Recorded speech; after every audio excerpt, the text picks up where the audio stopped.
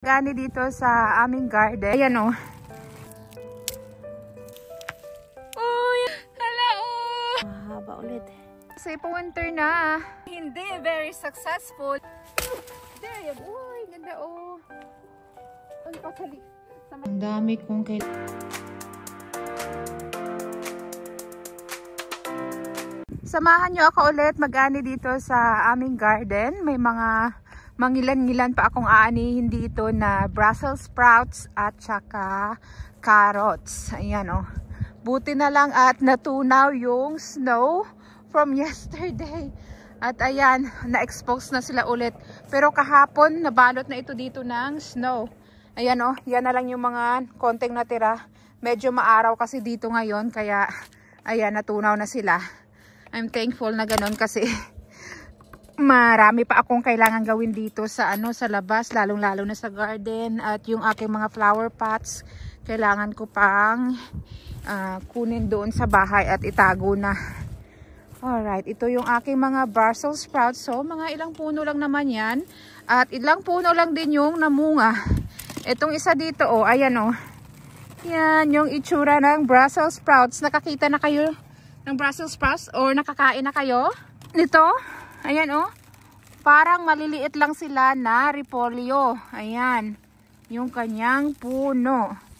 Nasa family din ito ng repolyo. Ayan yung kanyang itsura. Napaka-unique, di ba? Itong halaman ko maliliit lang pala itong bunga nito. Lumalaki ito sila ng mga ganito kalalaki. Pero yung akin half the size lang ng usual na bunga. Ito yung aking lagayan. Dali na siyang matanggal. Buti na talaga at natunaw yung snow from yesterday. Ang liliit nito sa ilalim.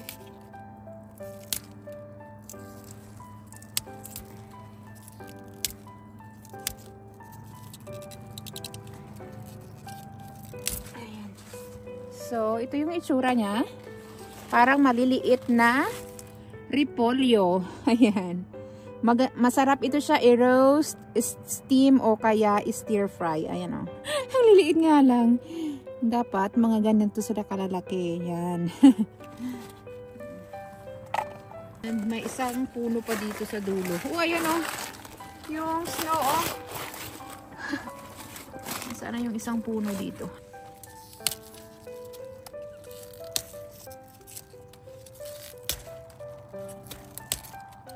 Okay.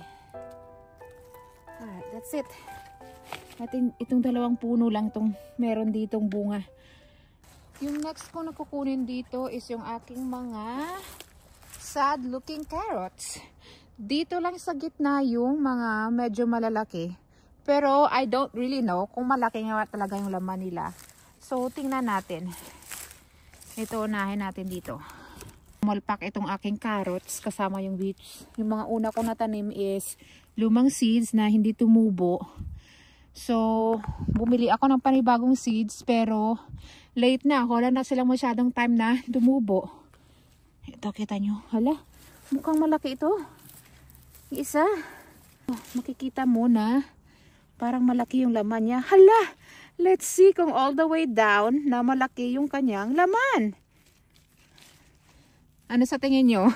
Meron kasi ako nakuha doon sa isang greenhouse na malaki yung dito niya, pero pagdating sa ilalim, sobrang liit. Okay, let's see this one. Oh, ang ganda niya! Nakakatuwa naman. Oh, ito. Ibalik ko yung camera. Oh, ganyan siya kalaki. Wow! Alright, hanap pa tayo ng malaki. Ito kaya malaki ito. Wala, surprisingly, may malalaki akong carrots. Wow! Let's see, saan pa? Ito. Ala! Akala ko talaga sobrang liliit itong mga carrots ko dito. Hala, thank you Lord. Oh, tingnan niyo itong isa. Mukhang may mga malalaki din dito. Ayan. Ito. Oh! Nakakatuwa naman. Pero yung iba, sobrang liliit. Both extreme. Sobrang liit or sobrang laki. Ito yung masarap ang snack. Yan. Hala, oh! kong kunin yung dahon kasi maganda tingnan. Mamaya ko na kunin. How about this one? Nakakatuwa sa cute. O yan o, ang liliit. Ala. Ala. O ayan, malaki ulit. Uy, nangyari dito. Ito mukhang malaki. Ito pa, isa. Malaki yata to. Malaki yung puno eh. Matutuwa yung asawa ko nito. Hala. Oh, hala. Nag-double oh. Double.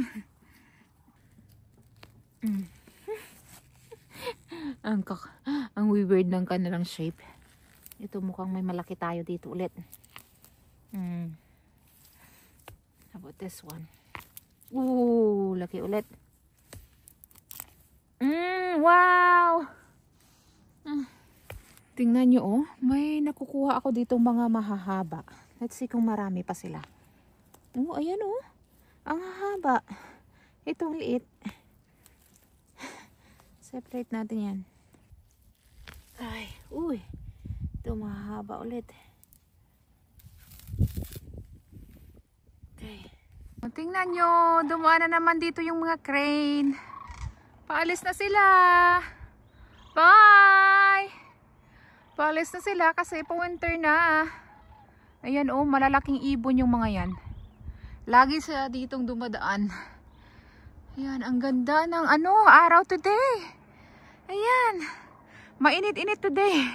Right, we have another successful day. Naani ko na lahat ng aming carrots dito sa garden. Although na hindi very successful yung yield, masaya na ako na at least may naani akong carrots. Kasi akala ko talaga yung mga carrots na maaani ko ay ganito lang lahat kaliliit. Ipakita ko pala muna sa inyo up close para ma-appreciate nyo naman yung itsura ng mga carrots na to. Ayan na yung mga beautiful na carrots. Ito yung sinasabi ko kanina sa inyo oh. Diba? Ang ganda ng kulay. Purple. Mas purple yan pag hinugasan. Ayan, tapos ito naman yung pula. Meron din yung orange dyan. Ang hahaba nila. Masarap ito i-roast. Tapos, ito naman yung mga medium na dito na size. Ayan, medium lang yan sila. Tapos, ito naman yung sobrang liliit. Yan o. Tingnan nyo kung gaano kaliliit yung mga yan. Siguro depende rin sa variety. Pero, madaming maliliit dyan. May mga iba't ibang kulay din dito. Yung pula at purple. Andyan din na mga maliliit. Ayan o. And then, marami pa ditong maliliit. Ayan. Wala nang time. Tapos, ito naman yung mga malalaki. Ito siguro yung mga una kong tinanim na tumubo naman. Kahit na luma yung buto. Kaya siguro, malalaki ito sila. Ayan o, tingnan nyo. Bakit sa lahat yan? Sila yung sobrang laki. Ayan, kumpara nyo yung size. Ayan o, diba? Nakakatuwa. Yung pinaka-satisfying na anihin sa garden is yung carrots, tsaka yung patatas. Yung pagbunot mo, ang daming laman at malalaki. So, hakutin ko na lang ito sa garage. Before I end this video pala, parang gusto kong anihin yung mga sunflower ko doon. Tingnan ko kung buhay pa sila. Ito yung na-miss ko this summer yung maggawa ng flower arrangement. Gamit yung aking mga tanim na bulaklak. Titingnan ko kung na-survive nila yung snow kahapon. Tingnan natin dito. Uy, tingnan nyo, ang laki ng sunflower na dito oh. Hindi ko pa ito napakita yata sa inyo. Yan, sobrang laki. Ang cute. Tapos dito naman oh. Ayan, ito yung sunflower na napaka-unique din oh. Oh, diba? Oh, tingnan, survive naman nila yung snow kahapon. Ayun, marami pa sila. Kukunin ko to ah. Gawa ako ng flower arrangement. Uunahin ko tong napakatangkad na at napakalaki na sunflower. Ay, grabe siya. Saan ko kaya puputulin? Ay, ang laki ng puno. Tapos itong aking, ano tawag dito? Snipper or pruner. Ang liit. Let's see kung baliin. Baliin natin. Kaya natin baliin. Nope. Nope. Not going to. Let's see that one. There you go. Ala, Natanggal yung mga petals. Grabe, ang laki. Tanggalan ko ng dahon Ang bango. Putulan ko muna Sobrang haba pala. Teka lang. Ayun. Grabe. Ang laki ng kanyang puno. Ang bango. Amoy sunflower. Of course, it's sunflower. Pag kumakain kayo ng sunflower seed, ganyan yung amoy niya. Okay. So, dyan ka lang muna.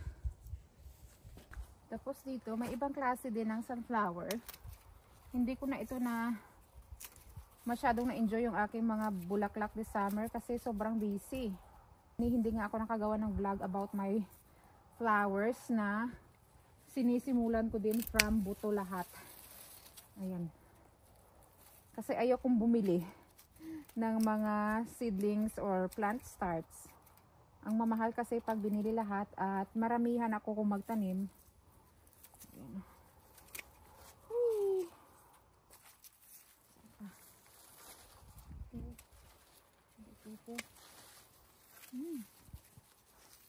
Diba? Tanggalin natin yung mga pangit na dahon. Ayan. Okay. Yung iba kong mga sunflower, ito na nag-turn into, ayan, mga young na buto. Ayan, hindi pa mature na buto. Ay, tingnan niyo itong isaw ang tangkad. Dito naman tayo. Ito, isang klase din to. Ayan, ganda rin siya. Ito pala yung aming hose dito for our watering system. So, dun sa taas may sprinkler. Tapos dun sa kabila meron din at meron sa gitna. Para hindi na mano-manong magtubig. Uy, ganda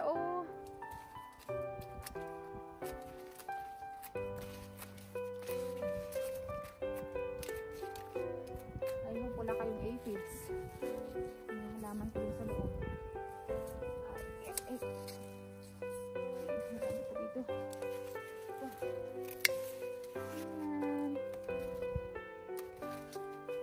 Bulaklak pala na to is, ito naman is mga snapdragon. Iwan ko na yan sila dyan. Ito na yung ating mga bulaklak. Oops. Pasok, pasok. Ayan. Okay, hakutin ko na to sa aming garage. Tinanggalan ko na pala ng mga dahon yung carrots. Ayan nagkalat na dyan.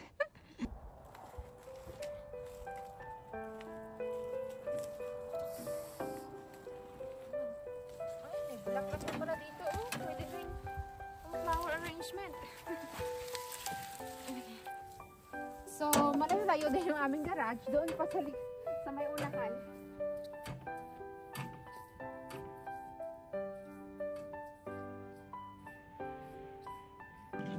Dito na ako sa aming garage. Tingnan nyo. Ang dami kong kailangang iproseso dito. Nag-cure na o nag-dry na dito yung ibang mga patatas na galing sa biyanan ko at mga carrots. Ito yung mga ani ko today na maliliit na carrots. Yan pala yung pinaproseso ko na sibuyas kanina. Magpahinga muna ako at tatapusin ko yung aking sibuyas na vlog. Hanggang dito na lang muna. Bye!